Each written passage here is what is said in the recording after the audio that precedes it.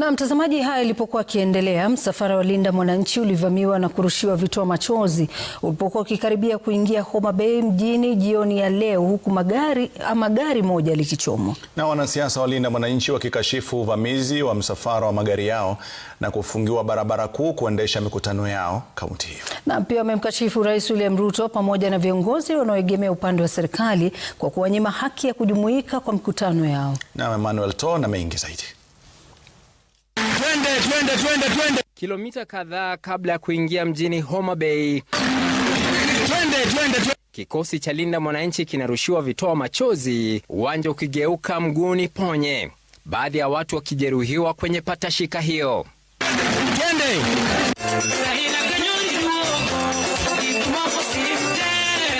Msafara wa halaiki ya watu ukiingia Sindo, kaunti ya Homa Bay.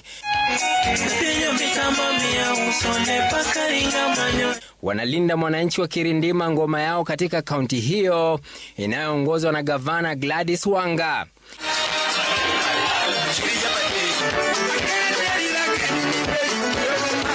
Hapo awali walilazimika kupitia kwenye vichorochoro wakitifua kivumbi kwenye barabara za vitongoji baada ya kufungiwa barabara kuu za kaunti. Watu ya Olkalau wanapewa vitu mzuri, kila mtu anatoka na transformer, kila mtu anatoka na mtungi ya gas. Nyinyi mnakula vumbi tu kama sisi kule Western. Hakuna tofauti yoyote ambayo mumeona ndani ya hii serikali. Viongozi hao wakikashifu kuvamiwa kwa msafara wao na kufungiwa barabara kuu za kuelekea kwenye mikutano yao.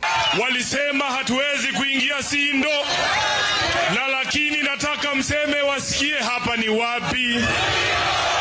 Ati hapa ni wapi? Tuliambiwa tutafika kwa sababu ya maguns, lakini tunataka tuambie maguns ya kwamba the power of the people is stronger than the people in power. Mapendeleo, mauaji, UDA.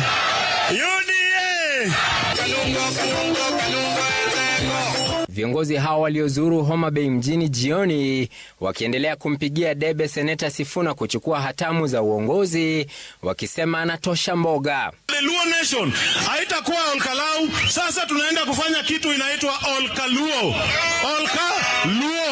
Tunaenda kufanya Olkaluo. Ruto ameshindwa na kazi, nataka kumpatia red card. Asante sana. Emmanuel To, runinga ya Citizen.